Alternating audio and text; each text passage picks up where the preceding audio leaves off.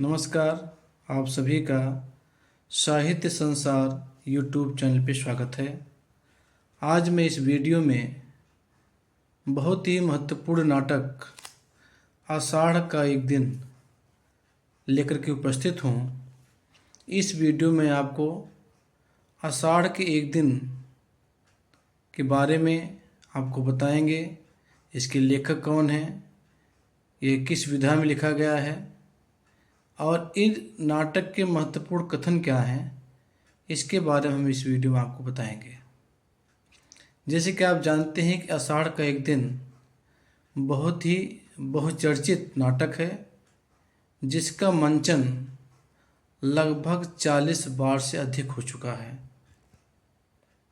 आज हम इस वीडियो में आषाढ़ का एक दिन, जो सभी प्रतियोगी परीक्षाओं में इनसे संबंधित क्वेश्चन आता है, जो हिंदी साहित्य से तैयारी कर रहे हैं, चाहे वो नेट की तैयारी कर रहे हों, चाहे वह किसी भी पीसीएस की तैयारी कर रहे हों, चाहे वह टीजीटी पीजीटी तैयारी कर रहे हों, इनमें से एक क्वेश्चन जरूर आता है। आइए देखते हैं। आषाढ़ का एक दिन, विधा, नाटक, नाटककार मोहन राकेश, इनका पूरा नाम है मदन मोहन गुगलानी। इनका जो जन्म वर्ष है 8 जनवरी 1925 से लेकर इनकी जो मृत्यु हुई थी 3 जनवरी 1972 ईस्वी। बहुत ही कम समय में इन्होंने इस धरती पर अपना जीवन दिया, लेकिन इतने कम समय में इन्होंने अपनी लेखनी के माध्यम से हिंदी साहित्य को लगभग सभी विधाओं में समृद्ध किया है। प्रकाशन वर्ष 1958 ईस्वी। आषाढ़ का एक दिन का जो प्रकाशन वर्ष है 1958 ईस्वी है।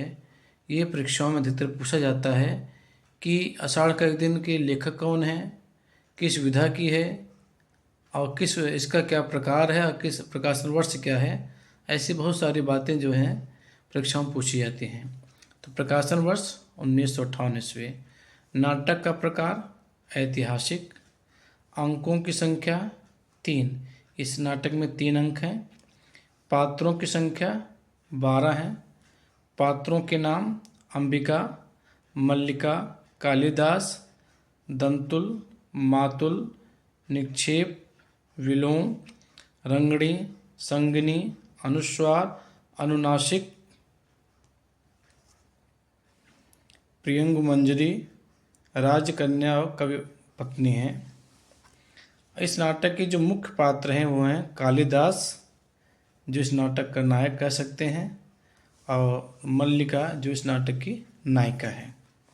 मुख्य बातें, इन्होंने अपने हिंदी जो नाटक है इनका आषाढ़ का एक दिन, इन्होंने शुरुआत में कुछ शब्द कहे हैं, उनको मैंने इस बात में लिया है। हिंदी रंगमंच को हिंदी भाषी प्रदेश की सांस्कृतिक पूर्तियों और आकांक्षाओं का प्रतिनिधित्व करना होगा। रंगों और राशियों के हमारे विवेक को व्यक्त करना होगा। हमारे दैनंदिन जीवन के राग रंग को प्रस्तुत करने के लिए हमारे संवेदों और स्पंदनों को अभिव्यक्त करने के लिए जिस रंगमंच की आवश्यकता है,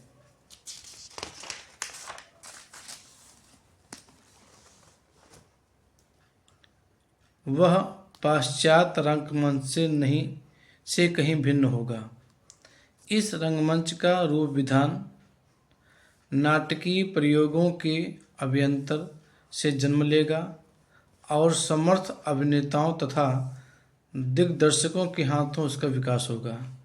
ये नाटक की शुरुआत से पहले इन्होंने 2 शब्द के रूप में इन्होंने ये शब्द कहा है। ये जो है परीक्षाओं में पूछा भी गया है। जो मैंने भी आपके सामने पढ़ा, ये परीक्षा में पूछा भी जाता है कि यह किस नाटक से लिया गया है। तो ये आषाढ़ का एक दिन नाटक से लिया गया है, जो शुरुआत में जो कोई लेखक या कोई कहानीकार या कोई उपन्यासकार जो होता है, उपन्यास लिखने या कहानी लिखने या नाटक लिखने से पहले जो उसकी भूमिका के बारे में कुछ कहता है, तो नाटक में इन्होंने इनके जो टाइटल इन्होंने लिखा है 2 शब्द में ये बातें इन्होंने की हैं, जो इन्हें महसूस लगा उन्होंने ये बात कही है। इस नाटक का शीर्षक कालिदास की कृति मेघदूतम की शुरुआती पंक्तियों से लिया गया है। आइए देखते हैं प्रमुख कथन। जैसे कि आप जानते हैं कि परीक्षाओं में नाटकों से कथन पूछे जाते हैं कि यह कथन किसने कहा है और किस अंक से है। ऐसा अंक 1 से जो कथन है उसको मैंने तीनों अंकों से मैंने कुछ कुछ जो है जो महत्वपूर्ण कथन है जो परीक्षा में पूछे गए हैं या आगे पूछे भी जा सकते हैं उसको मैंने लिया है और कोशिश की है कि आषाढ़ का एक दिन से कोई भी क्वेश्चन परीक्षा में आए तो इस वीडियो में वह बातें सभी समाहित हैं जिससे आपको कहीं भी अन्य जानने की आवश्यकता नहीं है। पहले अंक से है, सौंदर्य का ऐसा साक्षात्कार मैंने कभी नहीं किया जैसे वह सौंदर्य अस्पृश्य होते हुए भी मांसल हो। ये कहा है मल्लिका ने अपने अंबिका से, यानी मल्लिका जो है इस नाटक की नायिका है, अंबिका जो इसकी माँ है। मैंने भावना में एक भावना का वर्णन किया है। मेरे लिए वह संबंध और सब संबंधों से बड़ा है। मैं वास्तव में अपनी भावना से प्रेम करती हूँ जो पवित्र है, कोमल है, अनश्वर है। ये किसका कथन है? मल्लिका है, अंबिका से कहती है। ये मल्लिका का कथन है। ये सब परीक्षाओं में पूछे जाते हैं। तुम जिसे भावना कहती हो वह केवल छलना और आत्म प्रवंचना है। प्रवंचना का मतलब होता है कि छल या अपने आप को धोखा देना। ये कथन है अंबिका है जो मल्लिका से कहती है।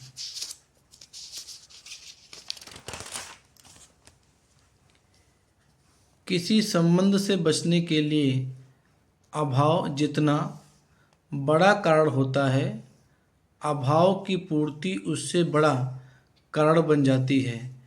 ये कथन है अंबिका का मल्लिका से कहती है। सम्मान प्राप्त होने पर सम्मान के प्रति प्रकट की गई उदासीनता व्यक्ति के महत्व को बढ़ा देती है। ये कहा है अंबिका ने मातुल से, जो कालिदास के मामा हैं और कालिदास मातुल के भांजे हैं इस नाटक में। यह लोक नीति है तो मैं कहूँगा कि लोक नीति और मूर्ख नीति दोनों का एक ही अर्थ है। ये मातुल कहता है अंबिका से। आगे देखिए, योग्यता 1/4 व्यक्तित्व का निर्माण करती है, शेष पूर्ति प्रतिष्ठा द्वारा होती है। यह कहता है निक्षेप अंबिका से। निक्षेप जो है यह मल्लिका और कालिदास दोनों का हितैषी इसमें दिखाया गया है। ये निक्षेप जो है कालिदास का और मल्लिका का दोनों का हितैषी है। विलोम क्या है? एक असफल कालिदास और कालिदास एक सफल विलोम। ये कथन है विलोम का कालिदास से कहता है। विलोम जो है अगर हम कह सकते हैं इसमें एक खलनायक के रूप में है। कोई भूमि ऐसी नहीं जिसके अंतर में कोमलता ना हो। तुम्हारी प्रतिभा उस कोमलता का स्पर्श अवश्य पालेगी। यह कहती है मल्लिका कालिदास से। आइए देखते हैं अंक 2 से। राजनीति साहित्य नहीं है, उसमें एक एक क्षण का महत्व है। कभी एक क्षण के लिए भी चूक जाएं तो बहुत बड़ा अनिष्ट हो सकता है। राजनीतिक जीवन की धुरी में बने रहने के लिए व्यक्ति को बहुत जागरूक रहना पड़ता है।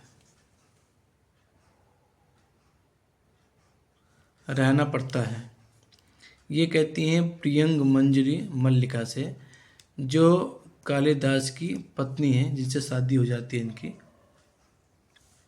अंक 3 से, मैं यद्यपि तुम्हारे जीवन में नहीं रहे परंतु तुम मेरे जीवन में सदा बने रहे हो। ये कहती है मल्लिका कालिदास से। एक बार फिर, आषाढ़ का एक दिन नाटक में मोहन राकेश जी ने कालिदास के ऋतुसंहार, कुमार संभव, मेघदूत, रघुवंश एवं अभिज्ञान शाकुंतल रचनाओं का जिक्र किया है। ये प्रश्न पूछ सकते हैं। फिर देख लीजिए, आषाढ़ का एक दिन नाटक में मोहन राकेश जी ने कालिदास के ऋतुसंहार, कुमार संभव, मेघदूत, रघुवंश एवं अभिज्ञान शाकुंतल रचनाओं का जिक्र किया है। इस नाटक पर मोहन राकेश जी को सन 1959 ईस्वी में संगीत नाटक अकादमी पुरस्कार मिला था। इस तरह से आपने देखा कि मैंने इस वीडियो में आपको आषाढ़ का एक दिन, जो बहुत चर्चित नाटक है और लगभग हिंदी साहित्य के सभी प्रतियोगी परीक्षाओं में इनसे संबंधित क्वेश्चन जरूर आता है, इसलिए मैंने इस वीडियो में उन समस्त पहलुओं को लिया है जो परीक्षा में पूछे जाते हैं, जिसमें पात्र के नाम, नाटक का प्रकार, किस विधा में है, इसका प्रकाशन वर्ष और इसके महत्वपूर्ण जो कथन है, यह कितने अंकों का है, ये सब चीज़ें जो परीक्षा में पूछी जाती हैं उसको मैंने सभी को इस वीडियो में लिया है, क्योंकि मैं भी प्रतियोगी परीक्षाओं की तैयारी करता रहता हूँ, तो इससे मुझे जानकारी रहती है कौन से प्रश्न किस तरह से पूछे जाते हैं और हमें किस तरह से तैयारी करनी होती है। अगर आपको वीडियो अच्छा लगे तो लाइक करें। अगर अभी तक आपने मेरे चैनल को सब्सक्राइब नहीं किया है तो सब्सक्राइब करें और इस वीडियो को खूब शेयर करें, जिससे जो हिंदी साहित्य से संबंधित प्रतियोगी परीक्षाओं की तैयारी कर रहे हैं वो सब भी इसका लाभ ले सकें। आज के लिए बस इतना ही। जल्द लौटते हैं किसी नए विषय के साथ। तब तक अपना ख्याल रखिएगा। जय हिंद।